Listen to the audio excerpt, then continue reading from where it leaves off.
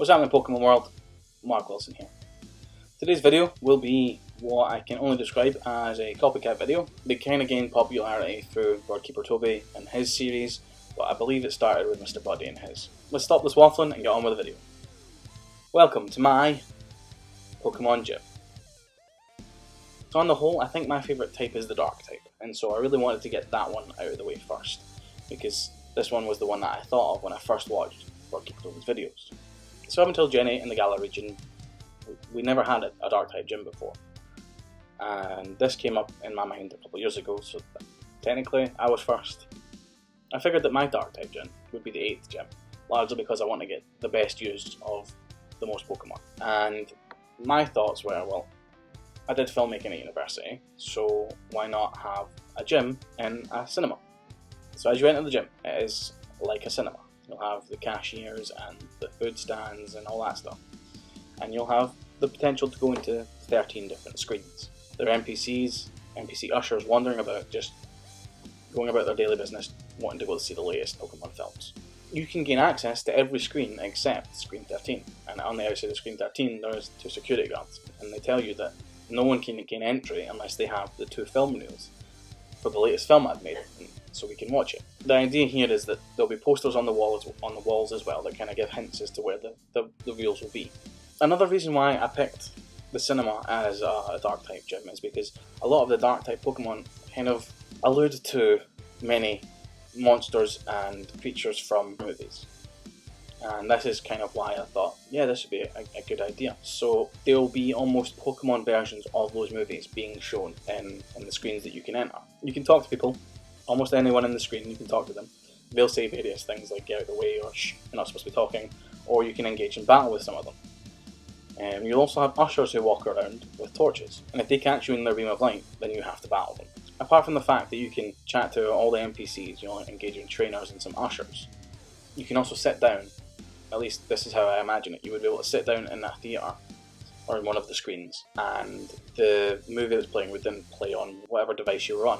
So if it was on the Switch and you had the handheld mode, that would take over the screen for a bit. You obviously exit by pressing B or whatever, or if it was on the Switch main, you could watch it on the telly. And so, for example, in one of the screens we'll have a Pokemon version of the movie Jaws, where it's Sharpedo that is the big bad monster. Another one, you could potentially have a Pokemon version of the Lion King, showing in one screen, where you've got Mightyena as the hyenas, Pyro as Mufasa and Scar, that kind of thing. So there are various ways that we could maybe integrate actual cinema into the game, but that being said, we'd have to get rights and stuff like that. So this is the ideal world, not the current one we live in where you have to get rights and stuff for different movies, but this is the ideal world where we'd be allowed to do that kind of thing. So as you make your way around the different screens, you have the potential to come across 11 different trainers that you have to battle. There are 5 ushers and then 6 different trainer classes. You don't have to necessarily battle all of them, but you will end up coming across a number of them because you have to go in and out of different screens to try and find these film reels. As I mentioned before, there are posters, and on those posters there'll be hints to what screen they'll be in. I haven't really decided at the time of recording what screens they would be. Probably 4 and 7. And basically, it's just a trial and error if you don't figure out these clues. As I say, you have the potential to battle a few trainers. I'll go through them just now, just to kind of let you know what you'd be up against. So you've got Usher Lucian, who has a Zorua and a Houndour, both at level 47. You have Usher Gwen, who has 2 Zorua at level 47. You could potentially meet Usher Carl, who has 2 Carvanha at level 47. Or Usher Hector, who has 2 Sandile at level 47. And you could come across Usher Preacher, who has a Sandile and a Carvanha at level 47. We also have a Child Star Mara. Her team will be an Inkay and a Zorua, both at level 44. There's also the potential to meet Movie Star Ken, who will have a Larvitar and an Absol at level 48. You also have Veteran Star Betty, who will have an Absol and a Krokorok at level 50. You could potentially meet Rich Boy Baron with his Zweilous at level 42. Pokefan Wolfgang with his 4 Vullaby at level 45. Or Pokefan Irene with her 3 Poochyena at level 45. And if you can figure out who these people are in terms of actual cinema, I'll be incredibly impressed. But of course, you find the film reel, you defeat all the trainers, and you come challenge me. You approach screen 13 and the security guards stop you, but then you are able to show them that you have the 2 film reels, and they let you enter. And I say, "It's about time, Carl, I've been waiting on these film reels for 2 hours. And then as I turn around and I go, "Hang on a second, you're not Carl, who are you?" At which point I realise you're not there for the film, you're there to battle me. And I say, wait. Before we battle, let's go through to the film studio where we have a battlefield set up. I like to record everything, so that if you beat me, I have it on film and we can maybe make you a star. So we'll go through to the film studio where the battlefield is, and I will hit record on the camera, then I'll run around to my spot, and that is when the battle begins. So to begin with, the first Pokemon that you'll encounter when you battle me is a Tyranitar at level 50. At least that's what you think. For the minute you hit it, it becomes a Zoroark. This Zoroark, as I say, will be level 50 and have the Illusion ability. It will know Protect, Torment, Dark Pulse and U-Turn. The idea with Zoroark is it's just supposed to torment you. It will use Protect and Torment to try and mess up your strategy, Dark Pulse for some stab damage, and U-Turn to get out if I feel like I'm in a bit of trouble. But of course, you managed to beat my Zoroark. The next Pokemon I would send out would be Malamar, also at level 50 with the Contrary ability. Malamar will know Night Slash, Psycho Cut, Dark Pulse and Toxic. Obviously Toxic is there to just cause poison and cause you problems. Night Slash, Psycho Cut and Dark Pulse are all there just to destroy.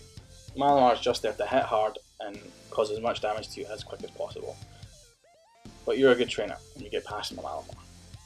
The next Pokemon I send out will be Houndoom at level 52. He will have the Early Bird ability. This is just handy in case you put me to sleep at all. Houndoom will know Roar, Will-O-Wisp, Dark Pulse and Flamethrower. Roar and Will-O-Wisp I plan to use intermittently so that I can burn you, then send you away, and burn the next one to send it away, with just comboing those. But if you're able to sort of counter that and withstand it, then I'll use Dark Pulse to cause some stab dark damage and Flamethrower to cause some stab fire damage. But will beat my Houndoom. The next Pokemon I then send out will be Crocodile, at level 52 as well, with the Intimidate ability, just to get that attack drop.